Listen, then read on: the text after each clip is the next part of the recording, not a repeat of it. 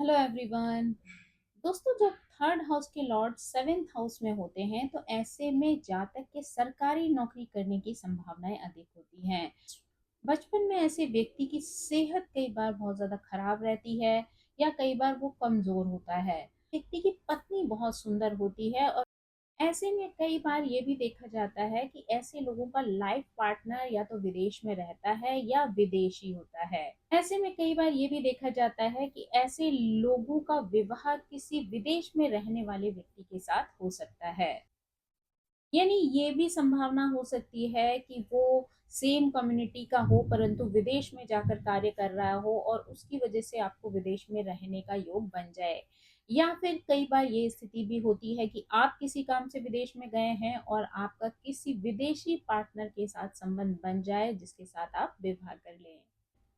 या फिर कई बार ये स्थिति भी बन जाती है कि ऐसा जातक विदेश में व्यापार कर सकता है या यानी कि व्यापार के क्षेत्र में भी उसका कोई विदेशी पार्टनर हो सकता है। यदि थर्ड हाउस के लॉर्ड सेवेंथ हाउस में होते हैं तो ऐसे में कई बार ये भी देखा जाता है कि इस व्यक्ति के विवाहेतर संबंध बन जाते हैं। कहीं कहीं पे इनके पार्टनर का भी विवाहेतर संबंध यानी एक्स्ट्रा मैरिटल अफेयर देखा जा सकता है। अगर तीसरे भाव का संबंध लग्न के साथ अच्छा होता है यानी दोनों में जो राशियां हैं वो एक दूसरे के साथ मित्रवत होती हैं तो ऐसे में छोटे भाई बहनों का बहुत ज्यादा सपोर्ट इस व्यक्ति को मिल सकता है। यानी इसके छोटे भाई बहन भी इसके हित का हमेशा ख्याल रखते हैं। लेकिन किसी न किसी कारण से ये अपनी माता से दूर जाकर रह सकता है। यानी हो सकता है जॉब की वजह से, पढ़ाई की वजह से, कोई ना कोई ऐसा रीजन बन सकता है कि जिसकी वजह से इसको अपनी माता से दूर रहना पड़ सकता है। यहाँ पर कई बार ये स्थिति भी देखी जा सकती है कि व्यक्ति का भाई या बहन भी विदेश में जाकर रह सकते हैं या कार्यरत हो सकते हैं। जब भी थर्ड हाउस के लॉर्ड सेवेंथ हाउस में होते हैं तो यहाँ पर ज्यादातर ये स्थिति बनती है कि व्यक्ति के लिए व्यवसाय से ज्यादा नौकरी अच्छी होती है। यानी उसको यहाँ पर नौकरी से ज्यादा लाभ की प्राप्ति हो सकती है क्योंकि इससे उसकी आय नियमित रहती है और उसके जीवन में स्थिरता बनी रहती है। लेकिन अगर वो व्यवसाय करता है तो उस स्थिति में कई बार जीवन में उतार चढ़ाव का सामना करना पड़ सकता है। यानी आर्थिक स्थिति जो है वो कई बार बदल सकती है। यानी कभी बहुत वीक सिचुएशन में आप पहुंच सकते हैं और कभी बहुत अच्छी स्थिति देखने को मिल सकती है। ऐसे व्यक्ति के लिए नेतृत्व में काम करने की बजाय अधीनस्थ होकर काम करना ज्यादा लाभदायक सिद्ध हो सकता है। यानी अगर आप अपना बिजनेस करेंगे तो वहां पर नेतृत्व की स्थिति आ जाएगी। लेकिन अगर आप नौकरी करते हैं तो आप किसी न किसी के अंडर में रहकर कार्य करते हैं और वो आपके लिए अधिक सफलता लेकर आता है। क्योंकि ऐसा व्यक्ति ज्यादातर अपने बॉस की नजरों में बहुत अच्छा बना रहता है। यानी उसकी रेपुटेशन बहुत अच्छी होती है अपने कार्य को लेकर, तो इसलिए उसे अपने बॉस के द्वारा भी प्रशंसित किया जाता है। ऐसे व्यक्ति के साथ ये भी देखा जाता है कि ऐसा व्यक्ति कई बार अपनी क्षमता या कर्ज चुकाने की जो योग्यता है उसको बढ़ा चढ़ाकर लोगों के सामने अभिव्यक्त करता है। यानी कह सकते हैं कि कई बार ऐसे व्यक्ति को डींगे मारने की बहुत ज्यादा आदत हो जाती है। जितना योग्य वो होता है उससे ज्यादा बड़ी बड़ी बातें लोगों के सामने कर सकता है। क्योंकि वास्तविकता में कई बार इसकी स्थिति ऐसी होती है कि ये कर्ज चुकाना भूल जाता है या कई बार अपने कर्तव्य से भी विमुख हो जाता है। तो जो चीजें वो कर नहीं पाता है उसके बारे में बड़ी बड़ी बातें करता है और वास्तविकता में जब कभी ऐसा समय आता है तो वो चीजें उससे चूक जाती हैं। लेकिन फिर भी ऐसे व्यक्ति की आदत होती है कि वो कानून के संरक्षण में जाने से बचता है। यानी वो कानूनी वाद विवादों से बचकर एक सीधे साधे तरीके से आगे बढ़ने में विश्वास रखता है। ऐसे लोगों के साथ ये भी देखा जाता है कि ऐसे व्यक्ति की संचार क्षमता और कौशल लोगों के जुड़ने के बाद ही विकसित होते हैं। यानी कि जब वो लोगों से मिलते जुलते हैं, बातचीत करते हैं, ज्यादा से ज्यादा लोगों के संपर्क में आते हैं तो ऐसे में उनकी संचार क्षमता बढ़ जाती है। यानी अभिव्यक्ति की क्षमता जो है वो बढ़ जाती है और वो अपनी बातों को खुलकर स्पष्ट तरीके से रखने की कला सीख लेते हैं। यहाँ पर रिश्तों को बनाए रखने के लिए भी संवाद का होना बहुत ज्यादा जरूरी है। यानी अगर ये अपने पार्टनर के साथ खुलकर बातचीत करते हैं, जो भी चीज़ें, जो भी विषय इनके लिए इनके रिश्ते में विवाद का कारण बन रहे होते हैं, दूरियों की वजह बन रहे होते हैं, अगर ये लोग खुलकर एक-दूसरे से बातचीत कर लें, उन चीज़ों का समाधान ढूँढ लें, तो ये अपने रिश्ते को भी बेहतर बना सकते हैं। यानी अगर आप किसी से नाराज़ हैं या किसी तरीके की परेशानी आपकी लाइफ़ में आ रही है और आप उसको अपने अंदर ही समेटे हुए हैं, तो ऐसे में गलतफ़हमियाँ और भी ज़्यादा बढ़ती चली जाती हैं और दूरियाँ बन जाती हैं। तो अगर आप खुलकर उन विषयों पर अपने पार्टनर के साथ बातचीत कर लेते हैं, तो वहाँ पर समस्या का समाधान करना आसान हो जाता है। क्योंकि अगर आप ऐसा नहीं करते हैं, तो कुछ लोगों के जीवन में ऐसी स्थिति भी आ सकती है, जहाँ पर संबंधों को टिकाए रखना बहुत मुश्किल हो सकता है। ऐसे लोगों के शौक और प्रतिभा भी कई बार रिश्ते में आने के बाद ही निखर कर आते हैं। यानी कई बार उनको अपने शौक या अपनी जो प्रतिभा है उसके बारे में पता ही नहीं चलता है, लेकिन जब वो किसी रिलेशन में आते हैं, तब धीरे धीरे उनके गुणों का विकास होता है, उनके अंदर की प्रतिभा खुलकर जो है वो बाहर आती है, जिसकी वजह से कई बार उनको अपनी दिशा का चुनाव करने में भी सरलता होती है। भले ही ज्योतिष के अनुसार इनके लिए जॉब करना ज़्यादा अच्छा हो, लेकिन फिर भी थर्ड हाउस और सेवेंथ हाउस के कॉम्बिनेशन की वजह से कई बार व्यवसाय इनके लिए ज़्यादा महत्वपूर्ण हो जाता है या व्यवसाय करने के संकेत जो है वो मिलने लगते हैं। हो सकता है कि ऐसा व्यक्ति शुरुआत में नौकरी करे, लेकिन धीरे-धीरे करके उसका जो सोच है, उसका जो दिमाग है वो व्यवसाय की तरफ ही चला जाता है और आगे चलकर कई बार देखा जाता है कि ऐसे लोग व्यवसाय के क्षेत्र में चले जाते हैं। हालाँकि ये सारी स्थितियाँ जो हैं वो ग्रहों की युति पर, ग्रहों की दृष्टि पर या फिर ग्रहों की वक्री या अस्त वाली स्थिति पर, गोचर की स्थिति पर भी बहुत कुछ निर्भर करता है। देखिए, ये स्थिति महादशा और अंतरदशा के अनुसार भी प्रभाव डाल सकती है, तो उसके अनुसार अलग-अलग चार्ट में अलग-अलग रिजल्ट भी देखने को मिल सकते हैं। अब अगर हम इन्हें अलग-अलग ग्रहों के अनुसार समझने का प्रयास करें, तो हमें चीज़ों को समझने में और भी अधिक सरलता हो सकती है। तो अगर हम यहाँ पर सबसे पहले सूर्य के बारे में बात करें, तो यहाँ पर मिथुन लग्न की कुंडली होती है। क्योंकि थर्ड हाउस में सिंह राशि होती है, इसलिए सूर्य यहाँ के लॉर्ड होकर सेवेंथ हाउस में धनु राशि में बैठते हैं। ये स्थिति ये भी दर्शाती है कि कई बार जातक के विवाह में उनके भाई बहनों का या उनके पिता का बहुत ज्यादा हस्तक्षेप रहता है, जिसकी वजह से कई बार व्यक्ति को वैवाहिक जीवन में परेशानियों का सामना करना पड़ सकता है। सूर्य के सेवेंथ हाउस में होने की वजह से इन दोनों पार्टनर्स के बीच में ईगो टकरा जाती है, यानी अहंकार की वजह से रिश्तों में टकराव होता है, साथ ही रिश्तों के टूटने की स्थिति भी बन जाती है। यहाँ पर जातक के पिता भी इन रिश्तों को टूटने और बनाने में हस्तक्षेप कर सकते हैं, यानी पिता के ऊपर भी काफी कुछ निर्भर करता है कि वो किस तरीके से इस रिश्ते में इंटरफियरेंस करते हैं। यानी या तो उनकी इंटरफियरेंस रिश्तों को खराब कर सकती है और कभी-कभी पिता का समझदारी भरा कदम आपके जीवन को बिगड़ने से भी बचा सकता है। साथ ही ये स्थिति एक ऐसे जीवन साथी को दर्शाती है जो बहुत ज़्यादा धार्मिक हो सकता है, साथ ही उच्च ज्ञान की ओर ऐसे व्यक्ति का झुकाव हो सकता है। लेकिन यहाँ पर दोनों ही पक्षों को अपने अहंकार पर काम करने की आवश्यकता पड़ती है, क्योंकि अहंकार ही इनके रिश्ते को खराब करने की असली वजह बन सकता है।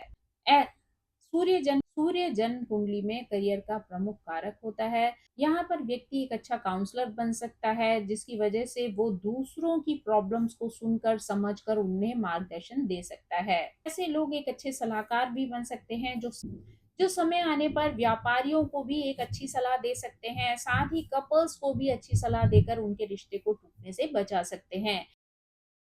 यानी कि इनकी काउंसलिंग जो है वो इनके रिश्ते को भी टूटने से बचा सकती है। साथ ही ये बिज़नेस करने वाले लोगों के लिए भी बहुत बड़े सहयोगी बन सकते हैं, यानी उनको भी प्रॉपर गाइडेंस देकर उनको आगे जाने में मदद कर सकते हैं। ऐसे लोगों की कई बार वकील और जज बनने की संभावना भी रहती है, क्योंकि ऐसे लोगों के अंदर निर्णय करने की पावर बहुत अधिक होती है। साथ ही सही गलत की पहचान भी इन लोगों के अंदर देखी जाती है, तो इसलिए ये एक अच्छे वकील, एक अच्छे जज बन सकते हैं। सूर्य पिता का प्रतिनिधित्व करता है, इसलिए पिता भी इस तरीके के किसी व्यवसाय से संबंधित हो सकते हैं, यानी जिन पर की धनु राशि का प्रभाव भी देखने को मिल सकता है। साथ ही सेवेंथ हाउस से संबंधित कार्यों को करने के लिए भी वो प्रेरित हो सकते हैं। अब अगर हम चंद्रमा की बात करें तो वृषभ लग्न के अनुसार चंद्रमा थर्ड हाउस के लॉर्ड बनते हैं, यानी वहां पर कर्क राशि होती है और सेवेंथ हाउस में वृश्चिक राशि में जाकर बैठते हैं। वृश्चिक राशि में चंद्रमा नीच का हो जाता है, इसलिए कई बार यहाँ पर चंद्रमा के नीच वाले रिजल्ट व्यक्ति को अपने वैवाहिक जीवन में देखने के लिए मिल सकते हैं। यानी कि यहाँ पर व्यक्ति के वैवाहिक जीवन में उनकी माता का बहुत ज्यादा हस्तक्षेप हो सकता है और उसी की वजह से कई बार इनके रिश्तों में भी परेशानियां पैदा हो सकती हैं, क्योंकि इनका जो वैवाहिक जीवन है वो माँ की वजह से भी खराब हो सकता है। चंद्रमा मन का भी कारक है और माँ का भी कारक है, इसलिए जातक का जो मन है वो कई बार माता और अपने जीवन साथी के बीच के जो मुद्दे हैं उन्हीं में उलझ कर रह जाता है, जिसकी वजह से वो काफी परेशानियों का सामना भी करता है।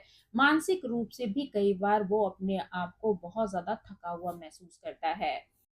इसलिए यहाँ पर आवश्यक हो जाता है कि इन सभी लोगों को बहुत ही समझदारी के साथ कार्य करना चाहिए, तभी वो अपने रिश्तों को खुशहाल बना सकते हैं। यानी माँ को भी इस चीज को समझना चाहिए कि वो अपने विवाहित बेटे और बहू के बीच में बहुत ज्यादा इंटरफेरेंस ना करें। साथ ही बेटे को भी माँ की और पत्नी की दोनों की स्थिति और दोनों की रिस्पेक्ट को ध्यान में रखते हुए डिसीजंस लेने चाहिए। चंद्रमा जन्म कुंडली में माता का प्रतिनिधित्व करता है।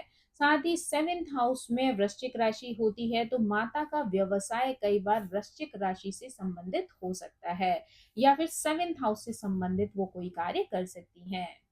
व्यक्ति यहाँ पर रियल एस्टेट से जुड़े हुए कार्य कर सकता है, साथ ही घर परिवार से जुड़े हुए व्यापार को भी कर सकता है।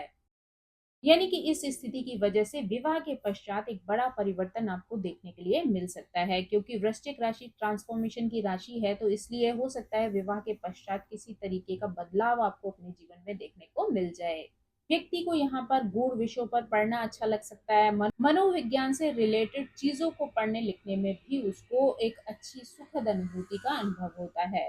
ऐसा व्यक्ति बोलने से संबंधित, लिखने से संबंधित कार्यों को भी कर सकता है, यानी कि वो एक अच्छा लेखक हो सकता है, एक अच्छा आर्टिस्ट हो सकता है, या फिर वो ब्लॉगिंग करना भी पसंद कर सकता है।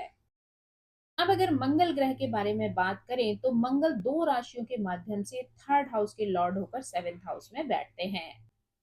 कन्या लग्न के अनुसार मंगल तीसरे और आठवें भाव के स्वामी होकर सेवेंथ हाउस में मीन राशि में बैठते हैं। यहाँ पर इस स्थिति का निर्णय करने के साथ साथ मंगल दोष को भी समझना जरूरी हो जाता है, क्योंकि यहाँ पर मंगल ग्रह के होने की वजह से व्यक्ति मांगलिक हो जाता है, जिसकी वजह से उसके व्यक्तित्व पर या उसके वैवाहिक जीवन पर भी प्रभाव पड़ सकता है।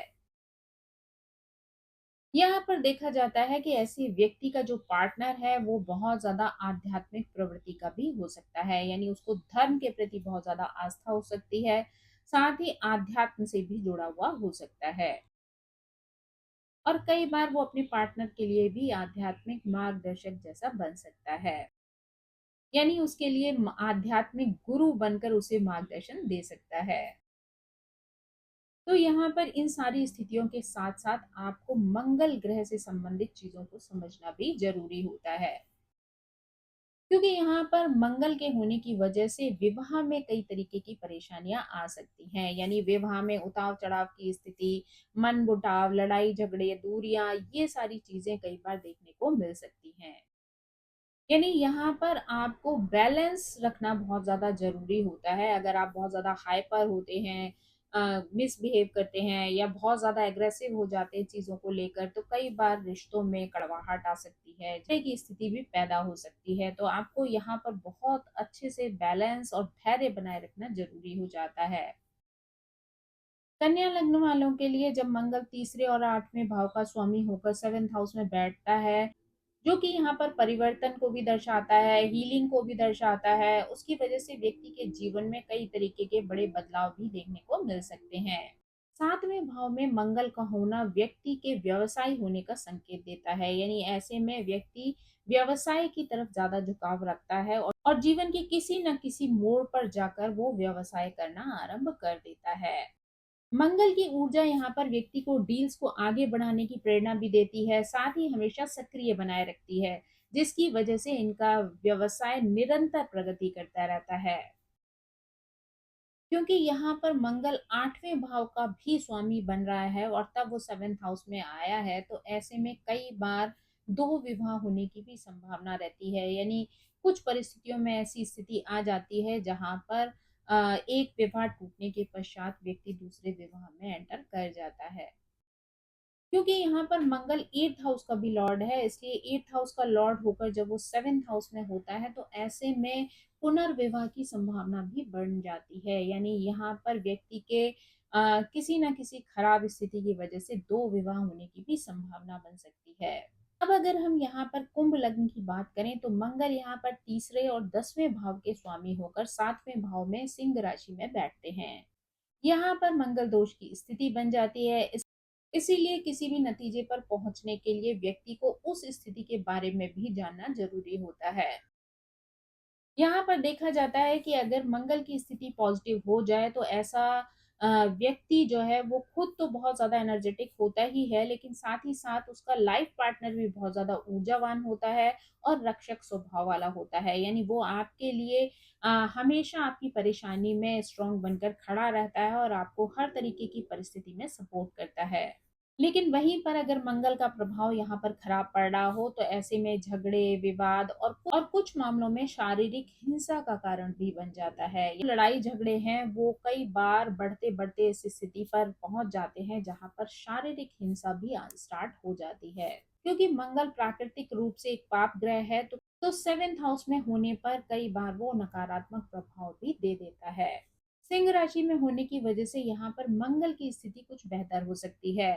कुंभ लग्न में मंगल तीसरे और 10वें भाव का स्वामी होने की वजह से व्यक्ति के करियर, प्रतिष्ठा और उपलब्धियों को भी दर्शाता है। ऐसे लोग तीसरे और 7वें भाव से संबंधित करियर को अपना सकते हैं, यानी उनसे जुड़े हुए क्षेत्रों में कार्य कर सकते हैं। यानी ऐसे लोग या तो बिजनेसमैन हो सकते हैं या फिर सेल्स या मार्केटिंग से जुड़ा हुआ कार्य कर सकते हैं, वाणिज्य के क्षेत्र में कार्य कर सकते हैं, विज्ञापन या मीडिया से जुड़ा हुआ कार्य भी ऐसे लोग कर सकते हैं। क्योंकि ऐसे लोगों का झुकाव ज्यादातर इसी तरीके के कार्यों में होता है। अब अगर बुध ग्रह की बात की जाए तो बुध यहाँ पर दो राशियों के कारण तीसरे भाव के स्वामी होकर 7th हाउस में बैठते हैं। अब अगर सबसे पहले मेष लग्न की बात की जाए तो बुध यहाँ पर तीसरे और छठे भाव के स्वामी होकर 7वें भाव में तुला राशि में बैठते हैं। ऐसा व्यक्ति रिश्तों के मामले में खुलकर बात करना चाहता है। यानी वो अपने रिश्ते में हमेशा क्लियरिटी चाहता है, यानी खुलकर एक दूसरे के सामने अपनी बातों को अभिव्यक्त करना चाहता है ताकि रिश्तों में खुलापन बना रहे और एक दूसरे के प्रति समझ भी बढ़ती रहे। लेकिन इनके लिए ये स्थिति और भी कठिन हो जाती है जबकि इनकी शादी किसी ऐसे व्यक्ति से हो जाए जो बहुत कम बोलना पसंद करता है, यानी कि उसको शांत रहना ज्यादा पसंद आता है। स्थिति व्यापार के लिए एक सबसे अच्छा संकेत है। यानी यहाँ पर व्यापार से जुड़े हुए ही दो हाउसेस भी हैं और साथ ही ग्रह भी व्यवसाय को ही बताता है। व्यवसाय के साथ साथ ऐसा व्यक्ति एक अच्छा लेखक भी हो सकता है, पत्रकार भी हो सकता है, साथ ही उसके ब्लॉगर होने के संकेत भी मिलते हैं। यानी कि वो ज्यादातर अपनी लेखनी के माध्यम से ही लोगों से जुड़ता है। यानी उसके जो लिखने का, बोलने का जो तरीका है वो ही लोगों को प्रभावित करता है और इसी वजह से लोग उससे धीरे धीरे कनेक्ट होते जाते हैं। संवाद के माध्यम से बाहरी लोगों से जुड़ने के साथ साथ इनके लिए अपनों से भी संवाद के माध्यम से जुड़ना जरूरी होता है। यानी अगर ये अपने पार्टनर से या अपने जो क्लोज हैं उनसे खुलकर बात नहीं कर पाते हैं तो कई बार रिश्तों में दूरियां आने लगती हैं और ये बहुत ज्यादा घुटन का अनुभव करते हैं। मेष राशि में 7th हाउस काम और कर्तव्य का भाव है, इसलिए यहाँ पर 7th हाउस और बुध से संबंधित करियर को चुनना ही व्यक्ति के लिए सफलता का कारण बन सकता है। यहाँ पर बुध की वजह से कई बार देखा जा सकता है कि ऐसे लोगों का जो जीवन साथी होता है या तो उम्र में छोटा होता है या फिर दिखने में अपनी उम्र से कम लगता है। ऐसे लोगों का पार्टनर बहुत ज्यादा बातूनी भी हो सकता है, बहुत ज्यादा चतुर होता है, साथ ही अच्छा संवाद करने वाला भी होता है और ऐसे व्यक्ति के पार्टनर की व्यापारिक समझ भी बहुत अच्छी होती है।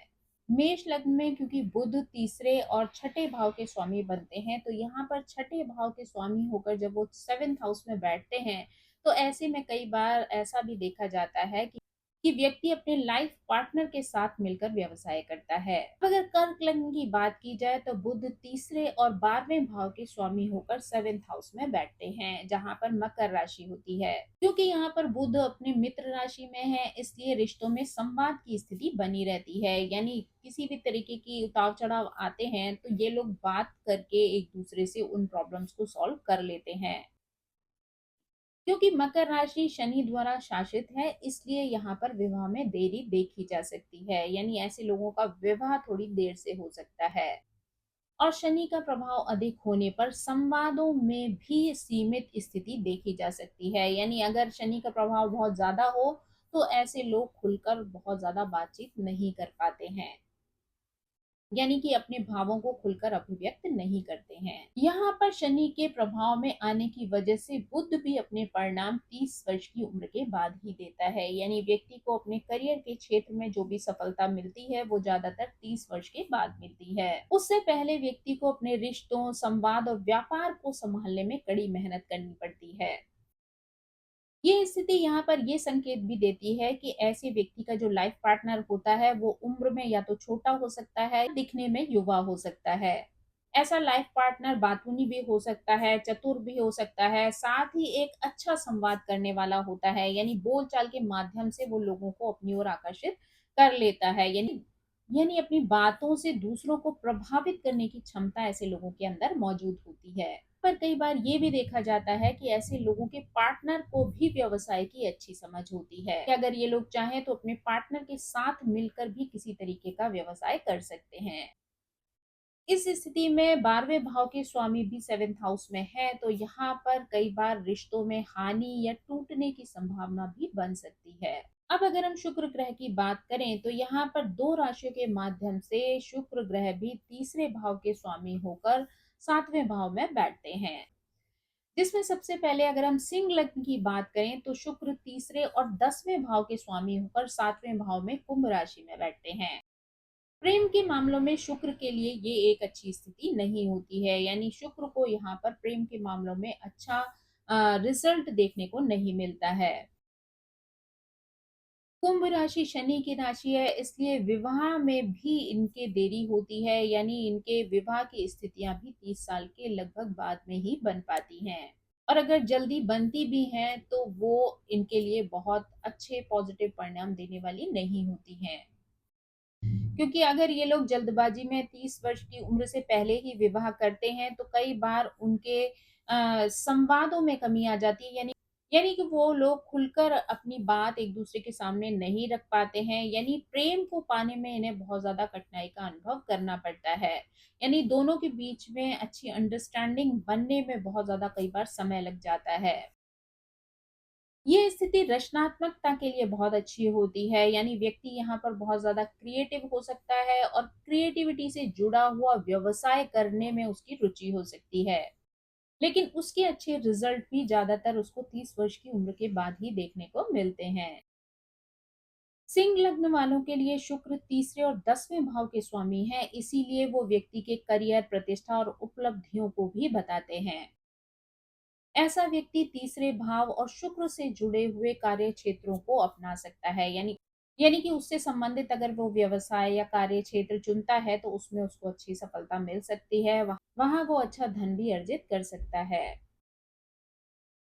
ऐसे लोग अगर लेखन के क्षेत्र में जाते हैं, यानी अगर थर्ड हाउस से रिलेटेड कार्य करते हैं, तो ऐसे में वो फैशन पर लिख सकते हैं, डिजाइन पर लिख सकते हैं, रिश्ते और विवाह जैसे विषयों को भी लिखने का माध्यम बना सकते हैं। ऐसे लोग इन विषयों पर ब्लॉगिंग भी कर सकते हैं। देखा जाता है कि इनका जो जीवन साथी होता है वो भी शुक्र के गुणों से युक्त होता है। यानी ऐसे लोगों के पार्टनर बहुत दयालु हो सकते हैं, कूटनीतिज्ञ हो सकते हैं, आकर्षक हो सकते हैं, साथ ही उनके कार्यों में कलात्मकता भी देखने को मिलती है और ऐसे लोग एक अच्छे रोमांटिक पार्टनर भी बन सकते हैं। अब अगर हम यहाँ पर मीन लग्न के बारे में बात करें तो मीन लग्न में शुक्र तीसरे और 8वें भाव के स्वामी होकर 7वें भाव में कन्या राशि में बैठते हैं, जहां पर कि वो नीच के हो जाते हैं। यहाँ पर देखा जाता है कि अगर शुक्र यहाँ पर अपनी नीच की सही अवस्था में हो तो ऐसे व्यक्ति को अपने प्रेम को पाने में बहुत ज्यादा मेहनत करनी पड़ती है या कई बार उसे अपनी इच्छा अनुसार प्रेम नहीं मिल पाता है। यानी उसके जीवन में रिश्तों में प्रेम की कमी देखी जा सकती है। यानी अगर सामान्य भाषा में कहें तो इनका रिश्ता रोमांस पर आधारित नहीं होता है, बल्कि जीवन की वास्तविकताओं जैसे कि बैंक बैलेंस है, जिम्मेदारियां हैं या वित्त पर आधारित हो सकता है। मीन राशि वालों के लिए क्योंकि शुक्र तीसरे और आठवें भाव के स्वामी होते हैं, तो आठवें भाव का प्रभाव होने की वजह से इनके जीवन में बहुत सारे परिवर्तन देखने को मिल सकते हैं। विवाह के पश्चात जीवन में बड़े बदलाव आ सकते हैं। आठवें भाव का स्वामी जब सातवें भाव में आ जाता है, तो ऐसे में ये संकेत मिलता है कि कई बार यहाँ पर दो विवाह होने की संभावनाएं हो सकती है। किसी न किसी खराब परिस्थिति की वजह से पहला रिश्ता खत्म हो सकता है और दूसरे रिश्ते के योग बन सकते हैं। थर्ड हाउस और शुक्र से जुड़े होने की वजह से ऐसे लोग फैशन या डिजाइन के क्षेत्र में भी कार्यरत हो सकते हैं। साथ ही अगर वो चाहें तो फैशन, डिजाइन, विवाह, रिश्ते, इन सब विषयों पर वो अपना कोई लेखन कार्य भी कर सकते हैं। साथ ही लेखन के साथ साथ अगर वो चाहें तो ब्लॉग आदि लिख कर या बोल कर भी वो अपनी बातों को दूसरों तक पहुंचा सकते हैं और उसे अपना कार्य क्षेत्र बना सकते हैं। शुक्र के प्रभाव की वजह से इनका जो पार्टनर होता है वो बहुत ज्यादा दयालु हो सकता है, कूटनीतिज्ञ हो सकता है, आकर्षक होता है। साथ ही उसके अंदर कलात्मक योग्यता भी देखने को मिलती है, यानी कि ऐसा व्यक्ति बहुत ज्यादा क्रिएटिव हो सकता है। साथ ही ऐसे पार्टनर बहुत ज्यादा रोमांटिक भी होते हैं। अब अगर गुरु ग्रह के बारे में बात की जाए तो ये भी दो राशियों के माध्यम से थर्ड हाउस के लॉर्ड होकर सेवेंथ हाउस में बैठते हैं। जिसमें अगर हम सबसे पहले तुला लग्न की बात करें तो गुरु तीसरे और छठे भाव के स्वामी होकर सातवें भाव में मेष राशि में बैठते हैं। बृहस्पति ज्ञान बुद्धि और मार्गदर्शन का कारक है, इसलिए सातवें भाव में इसकी उपस्थिति व्यक्ति को बहुत अच्छे पॉजिटिव रिजल्ट्स दे सकती है। खासकर अगर ये किसी लड़की का चार्ट हो, किसी फीमेल का चार्ट हो, तो उसे यहाँ पर अपने आप को सौभाग्यशाली मानना चाहिए, क्योंकि इस स्थिति की वजह से उसे एक ऐसा जीवन साथी बन सकता है जो उसको मार्गदर्शन दे सकता है और उसके लिए ज्ञान का स्रोत बन सकता है। इस जीवन साथी से व्यक्ति को धन लाभ, वैवाहिक सुख और भाग्य का संकेत भी मिलता है। लग्न वालों के लिए बृहस्पति तीसरे और छठे भाव के स्वामी होते हैं, जो काम और कर्तव्य से जुड़े हुए होते हैं। इसीलिए व्यक्ति थर्ड हाउस या गुरु से संबंधित कार्य कर सकता है, यानी वो टीचिंग के क्षेत्र में जा सकता है, लोगों का एडवाइजर बन सकता है, लोगों को मार्गदर्शन देने का कार्य कर सकता है, उनकी अच्छी काउंसलिंग कर सकता है, उनको रास्ता दिखा सकता है। तो ये सारे काम जो है वो ऐसे व्यक्ति के लिए सूटेबल हो सकते हैं। यहाँ पर वो उच्च शिक्षा प्राप्त करके एक लेक्चरर या प्रोफेसर भी बन सकता है। कई स्थितियों में ये भी देखा जाता है कि ऐसा व्यक्ति अपने पार्टनर के साथ मिलकर कार्य करता है, जिससे उसे बहुत अधिक धन लाभ भी हो सकता है और वो अपने कार्य क्षेत्र में बहुत ज्यादा उन्नति कर सकता है।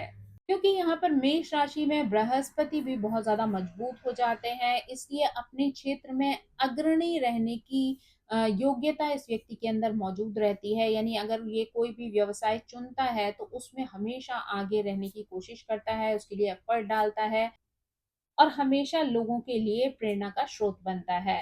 इस व्यक्ति के अंदर वो योग्यता भी होती है कि ये सेवेंथ हाउस से रिलेटेड विषयों पर बातचीत करके लोगों को ज्ञान दे सकता है, यानी उन चीजों के बारे में भी सिखा सकता है। अब अगर मकर लग्न की बात की जाए तो यहाँ पर बृहस्पति तीसरे और 12वें भाव के स्वामी होकर सातवें भाव में कर्क राशि में बैठते हैं, जहां पर वो उच्च के हो जाते हैं। ये स्थिति वैवाहिक जीवन के लिए बहुत ज्यादा बेहतरीन मानी जा सकती है, यानी यहाँ पर इनका रिश्ता, इनका वैवाहिक जीवन बहुत अच्छा हो सकता है। सातवें भाव में उच्च के बृहस्पति एक अच्छे रिश्ते का संकेत देते हैं, एक अच्छे वैवाहिक जीवन का संकेत देते हैं। यहाँ पर व्यक्ति को अपने वैवाहिक जीवन से संबंधित हर तरीके की खुशियां प्राप्त होती हैं, यानी कि ऐसा व्यक्ति विवाह के पश्चात हर तरीके की खुशियों को एंजॉय करता है और पार्टनर के साथ मिलकर अपने हर सपने को पूरा करता है। यहाँ पर भी गुरु की कृपा से जातक को अपने करियर के क्षेत्र में भी बहुत अच्छे परिणाम मिल सकते हैं, यानी अपने करियर के लिए भी वो जिन रास्तों का चुनाव करता है वहां पर भी उसको अच्छी सफलता मिल सकती है।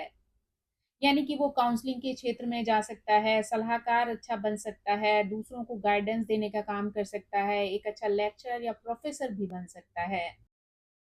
साथ ही अगर वो लेखन कार्य करता है तो वहाँ पर इमोशंस भी कई बार बहुत ज़्यादा देखने को मिल सकते हैं। यानी 7th हाउस जो है वो विवाह रिश्तों के बारे में बताता है और 3rd हाउस जो है वो लेखन से रिलेटेड हो सकता है।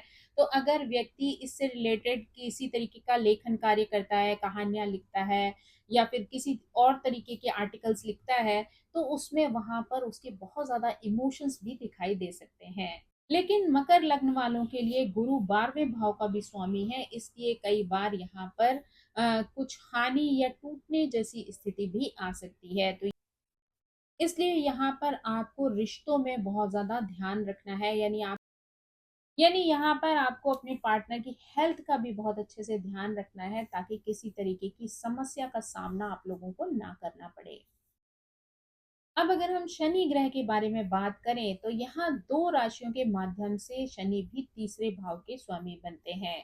यानी कि वृश्चिक और धनु लग्न के अनुसार कुंभ और मकर राशि की वजह से यहाँ पर शनि तीसरे भाव के स्वामी हैं।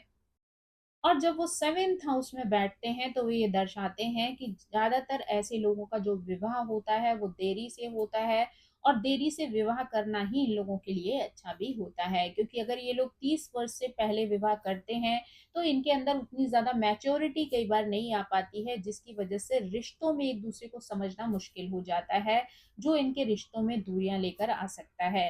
क्योंकि ऐसे लोग अपने इमोशन को बहुत ज़्यादा एक्सप्रेस नहीं करते हैं, जिसकी वजह से पार्टनर को गलतफहमियां हो सकती हैं और रिश्तों में दूरियां आ सकती हैं।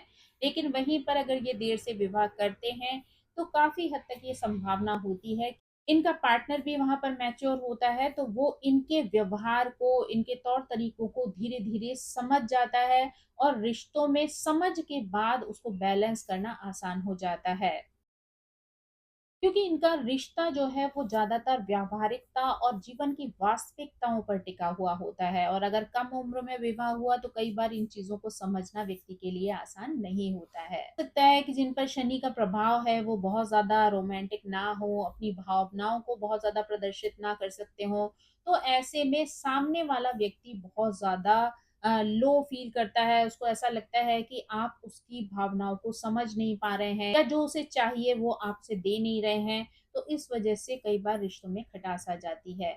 लेकिन जब देर से विवाह होता है तो ये अंडरस्टैंडिंग बढ़ जाती है और चीजें बहुत ज्यादा स्थिर हो जाती हैं। यानी अगर दोनों लोग एक दूसरे को समझ लेते हैं तो रिश्तों में बैलेंस आ जाता है। अगर देखा जाए तो शनि आसानी से कुछ भी नहीं देता, यानी शनि का प्रभाव जिन पर होता है चीजें बहुत देर से भी मिलती हैं और उसके लिए उन्हें कड़ी मेहनत भी करनी पड़ती है, और जीवन में भी हमेशा धैर्य बनाए रखना होता है। तो अगर यहाँ पर देखा जाए तो करियर के क्षेत्र में भी व्यक्ति को कई तरीके के स्ट्रगल फेस करने पड़ सकते हैं, यानी उनके करियर में भी जो उन्हें सफलता मिलती है वो भी ज्यादातर 30 वर्ष के बाद ही मिलती है। लेकिन शनि की जो एक खास बात है वो ये है कि शनि जब भी कभी देते हैं, भले ही वो देर से देते हों, लेकिन उसे वापस नहीं लेते हैं। यानी जो भी देते हैं वो आपके जीवन में हमेशा स्थिरता लेकर आता है। यानी जब ऐसा रिश्ता मजबूत हो जाता है तो वहां पर तलाक की कोई संभावना नहीं होती है, यानी भले ही थोड़े बहुत उतार चढ़ाव आ जाएं, लेकिन तलाक की स्थिति ज्यादातर नहीं बनती है। यानी कि शनि जो है वो हर चीज बहुत लंबे समय तक धीरे धीरे दूर तक लेकर जाने वाले ग्रह हैं। तो यहाँ पर भी अगर आपका विवाह किसी ऐसे व्यक्ति से होता है तो वो रिश्ता लंबे समय तक चलने वाला होता है। भले ही शुरुआत में रिश्तों को निभाने में थोड़ी सी कठिनाई हो सकती है, परंतु जब एक बार आप एक दूसरे को समझ जाते हैं तो वो चीजें भी आपके लिए अच्छी हो जाती हैं। वृश्चिक लग्न के अनुसार जब 7th हाउस में वृषभ राशि होती है तो शनि यहाँ पर अच्छा फल देते हैं, क्योंकि वो शुक्र के मित्र हैं और शुक्र के साथ मिलकर वो व्यक्ति को अच्छे परिणाम दे सकते हैं, खासकर जब शनि परिपक्व अवस्था में होते हैं। जीवन साथी उम्र में बड़ा हो सकता है, देखने में बहुत गंभीर रहने वाला हो सकता है, लेकिन उसकी विल पावर बहुत स्ट्रांग हो सकती है। साथ ही ऐसा व्यक्ति बहुत ज्यादा एम्बिशियस भी होता है। जन्म कुंडली में शनि जहां भी बैठते हैं उससे जुड़ा हुआ करियर दे सकते हैं, तो ऐसे में जब वो 7th हाउस में है तो यहाँ पर व्यक्ति को 7th हाउस से जुड़े हुए क्षेत्रों में करियर बनाने में सफलता प्रदान कर सकते हैं। यानी व्यक्ति अगर 7th हाउस से रिलेटेड कोई करियर चुनता है तो उसमें उसे सफलता मिल सकती है। धनु लग्न की बात होती है तो वहां पर 7th हाउस में मिथुन राशि होती है, यानी यहाँ पर भी शनि की स्थिति अच्छी होती है, क्योंकि यहाँ पर शनि को बुध का साथ भी मिल जाता है। यहाँ पर व्यक्ति के परिपक्व होने के बाद भी अच्छे परिणाम प्राप्त होते हैं। जीवन साथी भले ही उम्र में बड़ा दिख सकता है, गंभीर हो सकता है, दृढ़ निश्चयी हो सकता है, लेकिन उसके बाद भी आपको उसका साथ जीवन की ऊंचाइयों तक ले जा सकता है। यानी कि यहाँ पर भले ही बहुत धीरे धीरे व्यक्ति को सफलता प्राप्त हो, लेकिन जब वो सफलता मिलती है तो वो आपके जीवन में ढेर सारी खुशियां लेकर आती है और उसकी वजह से आपको स्थिरता भी मिल जाती है। मिथुन राशि के अनुसार भी यही कहा जा सकता है कि व्यक्ति अगर 7th हाउस से संबंधित करियर को चुनता है तो उसमें उसे अच्छी सफलता मिल सकती है। यहाँ पर बुध और शनि के सपोर्ट की वजह से जो भी करियर आप चुनेंगे उसमें आपको अच्छी सफलता प्राप्त हो सकती है। अब अगर निष्कर्ष के रूप में कहा जाए तो यहाँ पर जातक को अपने पेशे में सरकार या अधिकारियों से परेशानियों का सामना करना पड़ सकता है, क्योंकि तीसरा भाव स्वयं के प्रयासों का है और सातवां भाव दूसरों का। तो ऐसे में कई बार ये स्थिति भी बन जाती है कि व्यक्ति खुद मेहनत करता है और उसका रिजल्ट दूसरों को मिल जाता है। इस वजह से कई बार व्यक्ति बहुत ज्यादा निराश भी हो जाता है। यानी कि अगर सिंपल वे में कहें तो कई बार लोग आपकी मेहनत का फायदा उठा लेते हैं। ये स्थिति साझेदारी की सफलता का संकेत देते हैं। यानी ऐसे में व्यक्ति साझेदारी में अगर कोई व्यवसाय करता है तो उसको सफलता मिलती है। साथ ही अगर वो विदेश में जाकर कार्य करता है तो वहां पर सफलता मिलने के चांसेस और भी अधिक हो जाते हैं। तो दोस्तों ये थी जानकारी, जब थर्ड हाउस के लॉर्ड 7th हाउस में बैठते हैं तो किस तरीके से लोगों के जीवन को प्रभावित करते हैं। यानी जब अलग अलग ग्रहों का प्रभाव अलग अलग चार्ट्स में होता है तो रिजल्ट भी एक दूसरे से विपरीत हो सकते हैं। आई होप ये जानकारी आपको पसंद आई होगी। Thank you so much. मेरी आप सभी से रिक्वेस्ट है कि प्लीज मेरे चैनल को सब्सक्राइब करें, लाइक करें, शेयर करें और कमेंट करके इसी तरह मुझे प्रेरित करते रहें। So thank you so much. Bye bye.